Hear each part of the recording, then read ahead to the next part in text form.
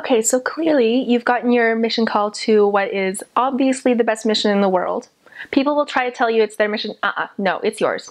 Your mission is the best mission because it's the New York Utica mission. And I can't tell you how blessed you are to go there. It's cold. It's really, really cold. It's humid in the summer. It's hot. Frankly, the weather can be absolutely miserable. But it is the most gorgeous place you'll ever go. It is where you're going to grow the most. It's where you're going to find out what truly makes your testimony uniquely yours. Because believe me, it's going to be tested. There are going to be things that you don't want to do that you do anyways. There's going to be times that you're freezing, your feet are ice blocks, or you're hot and you feel like you're sweating from places that you didn't know actually could sweat. But it is, at the end of the day, 100% worth it. Some of you will get sick and go to the hospital. Like, you could end up like me. You could have to come home because you got so sick. But I can tell you that you will never regret serving your mission. This is the best experience that you'll ever have until you get married. I wouldn't know about that, but it's the best thing that you could do. And President Worthland is fantastic. He's going to listen to every one of your problems. The missionaries there are all fantastic. They'll be loving. They'll support you. You can trust your leaders. It's not something that you need to be afraid of doing. It's going to be hard, but it's going to be so worth it.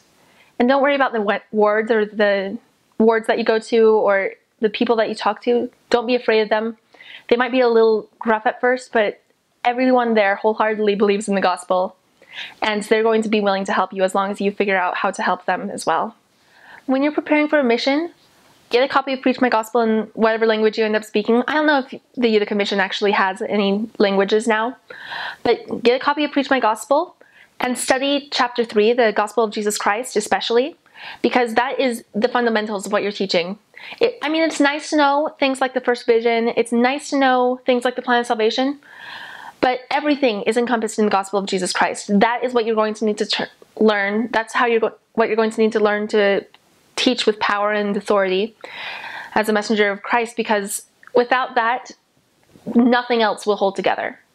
So, fourth article of faith stuff, just study that as much as you can. It's going to feel really redundant because you're going to do a lot of it in the mission field as well. But there's nothing else that will convert and testify as strongly as that. I know without a shadow of a doubt that Jesus Christ is the Son of God. He came to earth. He atoned for our sins. He loves you more than you can comprehend. And more than that, he loves the people that you're going to serve. People are rude. They're arrogant. They're prideful. They don't always do what's right. That applies to missionaries and that applies to whoever you're going to be teaching. But the thing that you're going to learn, and the thing that I know, is that he loves you despite that. He loved you enough to send a prophet.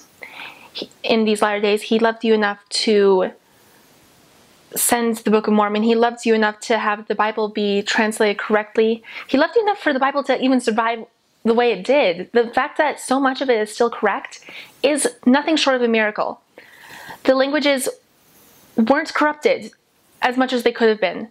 The Bible is still incredibly pure and incredibly intact. And that's just as proof that the Lord loves you. And I know that as long as you put your faith in him, you are going to have a successful mission. Mission success is not measured by how many people are baptized. Frankly, it's something that you do for you just as much as you do for the Lord or for the people that you teach. The Lord doesn't need you to do his work for him. He can do his own work. But what he does need is for you to work to improve yourself. And I testify that a mission is the best thing that you could do to improve yourself at this point. It's going to strengthen you. It's going to prepare you for challenges in life that you don't actually know that you're going to have yet. And I know that if you will pray, if you will read your scriptures, if you will prepare yourself as much as just follow the Sunday school answers. Everyone knows it. Pray, read your scriptures, say blessings before food. I know everyone forgets that, but do these things and I promise you that you're going to have a successful mission.